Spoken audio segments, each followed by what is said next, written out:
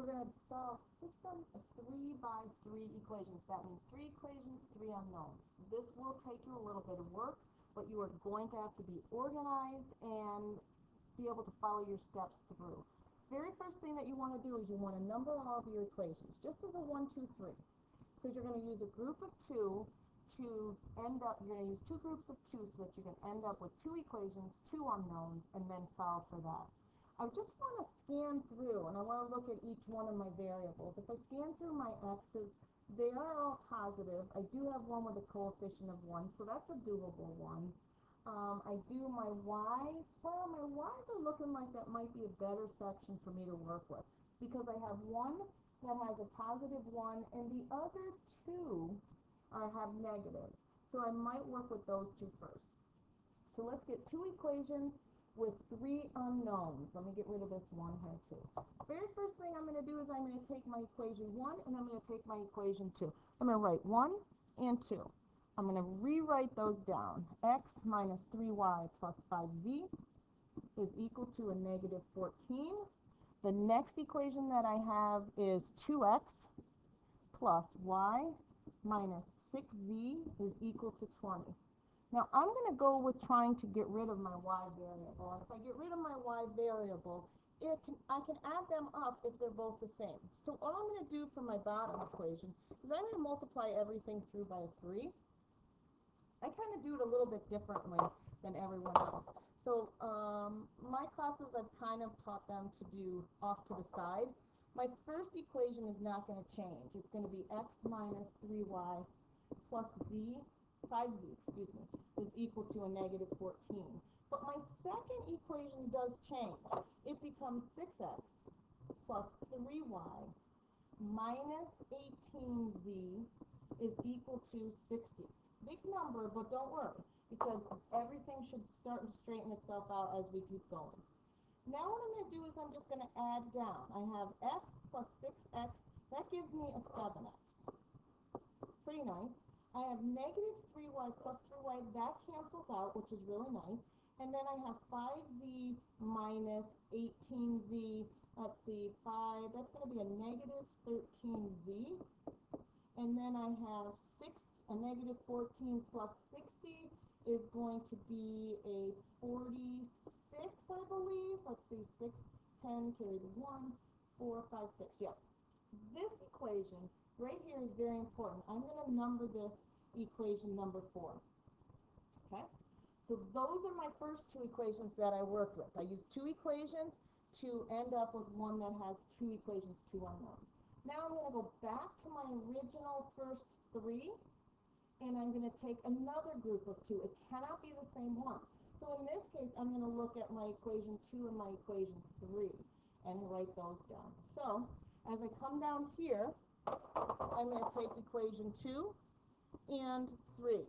By writing this down right here, it tells me which equations I've taken. So now I've got 2x plus y minus 6z is equal to 20. Equation 3 is 3x minus 2y plus z is equal to 0. Oh, 0. That ought to be a good one. Okay. Again, the same thing that we're going to do. We want to drop out the y. You've got to drop out the exact same variable. Otherwise, you're going to tangle yourself right up. So in this case, we need to multiply my top equation by 2. If I multiply my top equation by 2, I get 4x plus 2y minus 12z is equal to 40. We're not touching the second equation, so that's just going to come across as 3x minus 2y plus z is equal to 0. Sometimes working with the 0 can be helpful. Okay, so here we go. Let's add up our equations. We get 4 and 3, that's a 7x. 2y minus 2y cancels. I have negative 12z plus 1 gives me a negative 11z equals 40. I have an x and a z, just like I had in the first one. This becomes my equation 5. Now with my equation 4 and 5, we're going to try to get rid of one of the variables. Okay, so from here, what I'm going to do is I'm going to offset my 4 and 5, my equation 4 and 5. So over here, I'm just going to write 4 and 5. Now I'm going to strictly work with these two until we get the answer for x and we get the answer for y. So look what we have here. 7x minus 11z is equal to 40. So they're looking pretty good here. But what I want to do is I want to be able to add them. So I'm just going to take one of the equations and multiply it by a -1. Because if I don't do that, I am going to mess up as I'm going through. If I take my first equation, it doesn't matter which one, I get a negative 7x plus 13z is equal to a negative 46. Don't touch the second equation, just carry it over and line it up. I get 7x minus 11z is equal to 40. I'm going to add these two up. When I add these two up, my x's will cancel. I have 13z minus 11z, which is going to give me 2z. 2z is equal to a negative 40, not 40, is a negative 6. I'm going to divide by my 2. My z is equal to a negative 3. That's important. So what we're going to do is we're going to box that up because that is important. Now what we're going to do is we're going to go back to equation 4 or equation 5 to find out the x value. I think I'm going to take equation number 5. So I've got equation number 5. Let's see what we have. We've got 7. I'm going to check with z equals to a negative 3. So I have 7x minus 11 times a negative 3 is equal to 40. We have 7x plus 33 is equal to 40. When I subtract the 33 from each side, this is going to work out very nicely.